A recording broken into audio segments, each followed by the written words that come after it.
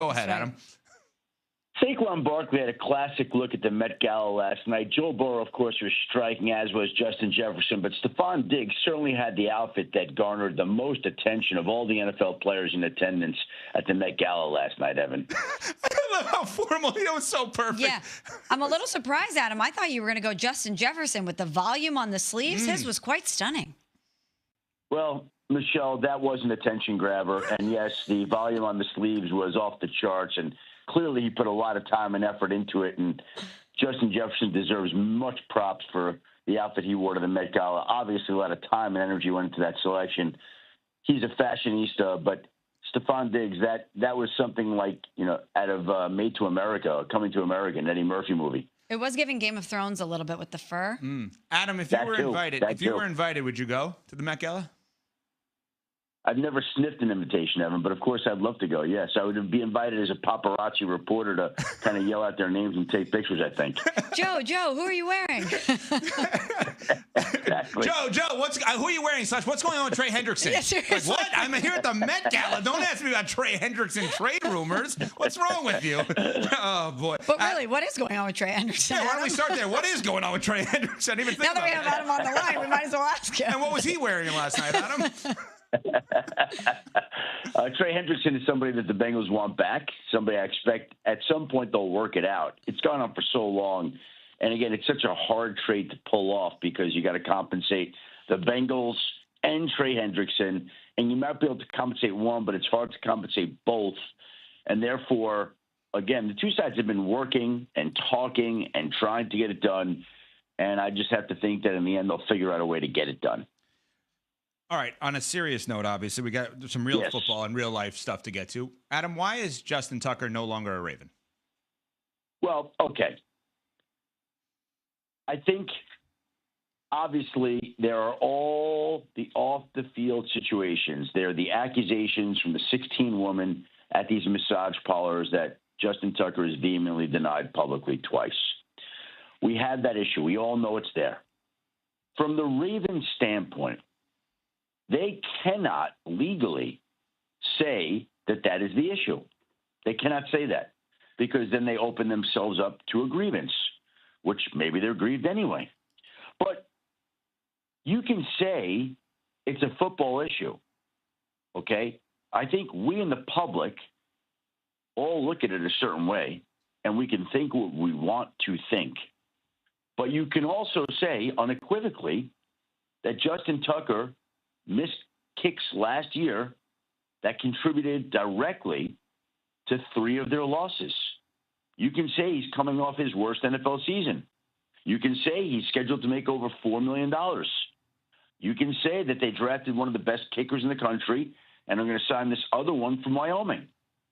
So you can say it is a football decision. You can say that.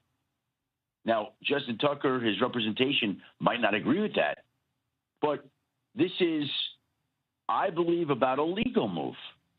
And that's why they're not saying what people are thinking, and yet why they're insisting it's a football decision. Because you can say it is a football decision, but we all know how everything else plays into this football decision.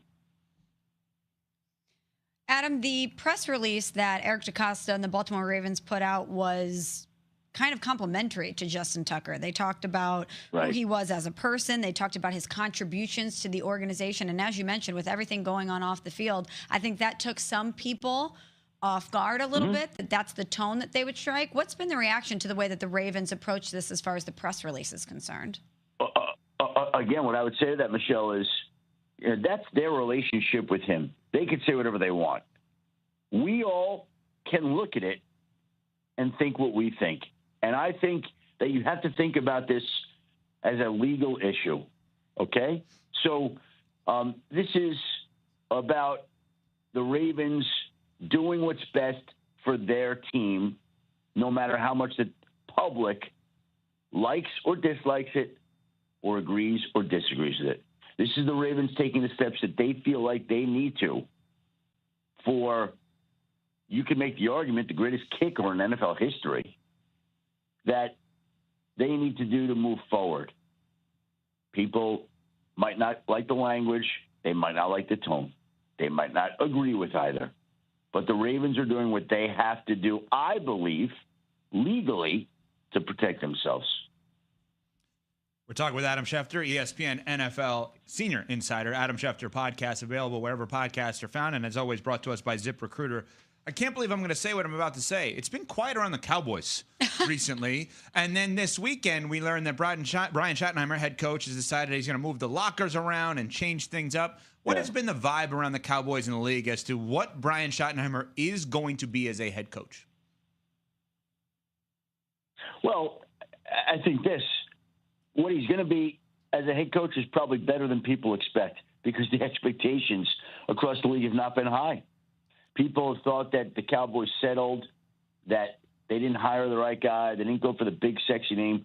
But I think what people are forgetting also is that 15 years ago, Brian Schottenheimer was one of the hot head coaching candidates, a guy that was in demand, the guy that interviewed for other jobs.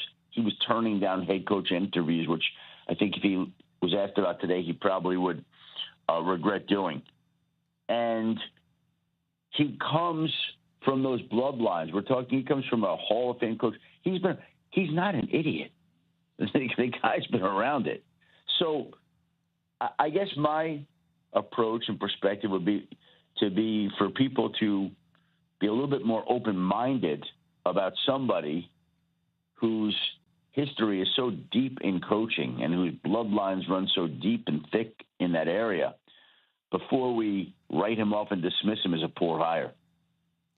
Adam, Aaron Rodgers made some headlines over the weekend at the Kentucky Derby. A lot of people speculating about a ring on his finger. And it's not a Super Bowl ring, it was a wedding ring. But I'm wondering if he's any closer to a football decision. What are you hearing about Aaron Rodgers and if he's going to play for the Steelers or any other team this upcoming season? See, this is what you get into when you hit May 6th. You get into wedding rings, Met Gala fashion, all sorts of all-season questions that are begging to be answered. If Aaron Rodgers did indeed get married, obviously he was busy, and that would help explain maybe why he's put off some things, if that is in fact the case, whether or not he's married. And so, by the way, does anybody wear a ring on that finger if they're not married? I'm just asking out loud. Okay, you just brought up such a great topic. That is a good question. Okay, hold on a second. Let's do this, all right?